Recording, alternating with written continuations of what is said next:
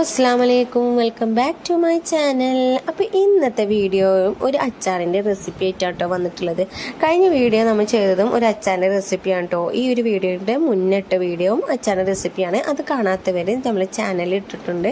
അപ്പോൾ നിങ്ങളൊന്ന് എന്തായാലും കാണട്ടോ. അത് കൂടുതൽ അച്ചാറായിരുന്നു. അപ്പോൾ ഇന്ന് നമ്മളിവിടെ ഉണ്ടാക്കാൻ പോകുന്നത് പപ്പായ, ബീട്രൂട്ട്, ഡേറ്റ്സ് ഇത് മൂന്നും കൂടിയിട്ടുള്ള മിക്സ്ഡ് ആയിട്ടുള്ള അച്ചാറാണ് കേട്ടോ ഇടുന്നത്.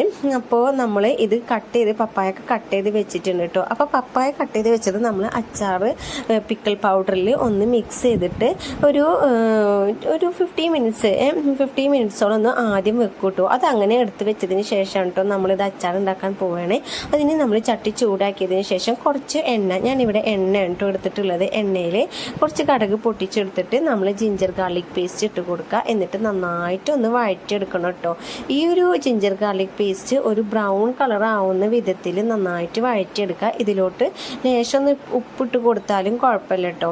അപ്പോൾ ആ ഒരു രീതിയിലായിട്ട് കിട്ടും, നല്ലൊരു സ്മെല്ല് വരും കേട്ടോ. ഇനി ഇതിന് ശേഷം നമുക്ക് എന്താ പറയുക, ഓയിൽ കുറച്ച് കുറവായതുകൊണ്ട് ഞാനിതാ നമുക്ക് കാരണം മറ്റേ ഐറ്റം ആ കട്ടിങ്സൊക്കെ കട്ട് ചെയ്ത് വെച്ചതൊക്കെ ഒന്ന് അതിലേക്ക് ആവശ്യം അത്രയും ക്വാണ്ടിറ്റി കൂടുതലാണെങ്കിൽ അത്രയും എണ്ണ വേണമല്ലോ. അപ്പോൾ അതിന് വേണ്ടി ഞാൻ കുറച്ച് ഓയിൽ ഒഴിച്ചു കൊടുത്തിട്ടോ. പിന്നെ അതല്ല, ഇതൊന്ന് വഴന്ന് കിട്ടാൻ വേണ്ടിയിട്ട് കുറച്ച് എണ്ണയുടെ ആവശ്യം ഉണ്ടായിരുന്നു. അതുകൊണ്ടാണ് കേട്ടോ ഞാൻ കുറച്ച് എണ്ണ ആഡ് ചെയ്ത് കൊടുത്തത്. പിന്നെ 2 വേപ്പിലിട്ട് കൊടുത്തിട്ട് ഇതിലോട്ട് ഒന്ന് നന്നായിട്ടൊന്ന് വഴറ്റി കൊടുക്കണം കേട്ടോ. പിന്നെ വീഡിയോ എടുക്കുന്ന രീതിയിൽ അതിൻ്റെ ഒന്ന് അടിയിൽ പിടിച്ചപ്പോൾ ഞാൻ അതുകൊണ്ടാണ് കേട്ടോ ഇത്രയും ഫോഴ്സ് ചെയ്തിട്ട് ഇളക്കുന്നത്. ആ ഒരു ഇതിൽ ശ്രദ്ധിക്കാൻ പറ്റില്ല. അപ്പോൾ ഇതൊരു ബ്രൗൺ കളർ ആവുന്ന വിധത്തിൽ നമുക്കിതൊന്ന് ഇളക്കി കൊടുത്തതിന് ശേഷം എന്താ പറയുക, നമുക്ക് കട്ട് ചെയ്ത് വെച്ചിട്ടുള്ള ഐറ്റംസൊക്കെ ഇട്ട് കൊടുക്കാം കേട്ടോ. അപ്പോൾ ഈ ഒരു രീതിയിൽ, ഈ ഒരു ബ്രൗൺ കളറായ രീതിയിലാവുമ്പോൾ നമുക്കിതാ നേരത്തെ പപ്പായ പിക്കിൾ പൗഡറിൽ നമ്മൾ മിക്സ് ചെയ്ത് വെച്ചിട്ടുണ്ടാണല്ലോ, അതൊന്നും ഇതിലേക്ക് ഇട്ട് കൊടുക്കാം. എന്നിട്ട് ഈ ഒരു മിക്സർ ഇതിലോട്ട് നന്നായിട്ട് യോജിപ്പിച്ചെടുക്കണം കേട്ടോ. ഈ ഓയിലും പിന്നെ എന്താ പറയുക വഴറ്റി വന്ന ഓയിലും ജിഞ്ചർ ഗാർലിക് പേസ്റ്റൊക്കെ ഈ പപ്പായയിലേക്ക് നന്നായിട്ടൊന്ന് മിക്സ് ചെയ്തെടുക്കണം. അപ്പോൾ ഓയിലിൻ്റെ കുറച്ച് കുറവുള്ളത് കൊണ്ട് ഞാൻ വീണ്ടും ഒഴിച്ചു കൊടുത്തുട്ടോ. കാരണം നമ്മൾ ഓരോരുത്തർ എടുക്കുന്നതിൻ്റെ ക്വാണ്ടിറ്റിക്ക് അനുസരിച്ചിട്ട് എടുത്താൽ മതി കേട്ടോ. അതുപോലെ തന്നെ ഡേറ്റ്സ് ആണെങ്കിലും ഓരോരുത്തർക്ക് ചിലപ്പോൾ മധുരം ഇഷ്ടമുണ്ടാവില്ല, ഡേറ്റ്സിന് മധുരിപ്പ് ഇഷ്ടമുണ്ടാവില്ല. അപ്പം അങ്ങനെയുള്ളൊരു ആ ഒരു ടേസ്റ്റ് കിട്ടാൻ വേണ്ടിയിട്ട് കുറച്ച് ഡേറ്റ്സ് എടുത്താൽ മതി കേട്ടോ. ഈത്തപ്പഴം എടുത്താൽ മതി. ഞാൻ അത്യാവശ്യം എനിക്ക് ഡേറ്റ്സ് അച്ചാർ നല്ല ഇഷ്ടമാണ്. ഈത്തപ്പഴ അച്ചാർ ഇഷ്ടമായത് കൊണ്ട് ഞാൻ അത്യാവശ്യം ഈത്തപ്പഴം എടുത്തിട്ടുണ്ടായിരുന്നു.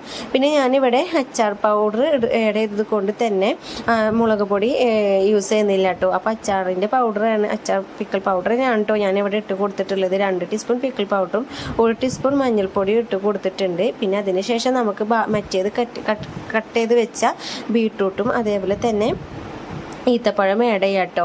എന്നിട്ട് കുറച്ച് ഓയിൽ ഒഴിച്ച് കൊടുത്തിട്ടോ അതിൻ്റെ മുകളിലോട്ടായിട്ട് ലേശം ഉപ്പിട്ട് കൊടുത്തിട്ട് നന്നായിട്ടൊന്ന് മിക്സ് ചെയ്ത് കൊടുക്കാം കേട്ടോ. നമുക്ക് ഈ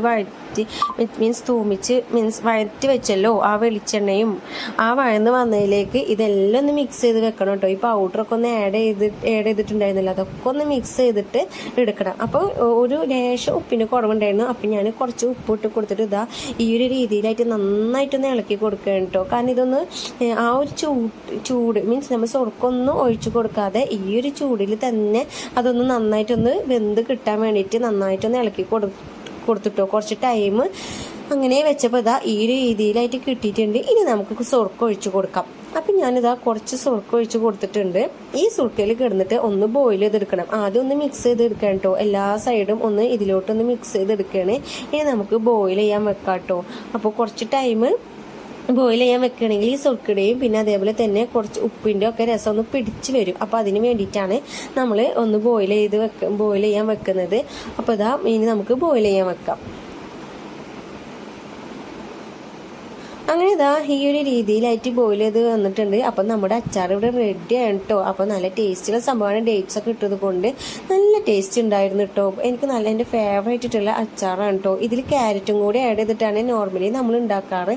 അപ്പോൾ അതും കൂടി ആകുമ്പോൾ നല്ല ടേസ്റ്റാണ് കേട്ടോ ഉണ്ടാവാറ്. അപ്പോൾ നിങ്ങൾക്ക് ഈ റെസിപ്പി ഇഷ്ടപ്പെട്ടാൽ തീർച്ചയായും ഉണ്ടാക്കി നോക്കുക. അതേപോലെ തന്നെ ഫ്രണ്ട്സുകൾക്ക് ഒന്ന് ഷെയർ ചെയ്ത് കൊടുക്കുക. വീഡിയോ ഇഷ്ടപ്പെട്ടാൽ ലൈക്ക് ചെയ്യുക. അതേപോലെ തന്നെ ചാനൽ സബ്സ്ക്രൈബ് ചെയ്ത് സപ്പോർട്ട് ചെയ്യാൻ മറക്കരുത്. നെക്സ്റ്റ് വീഡിയോയുമായി വീണ്ടും കാണാം. ബൈ, അസ്സലാമു അലൈക്കും.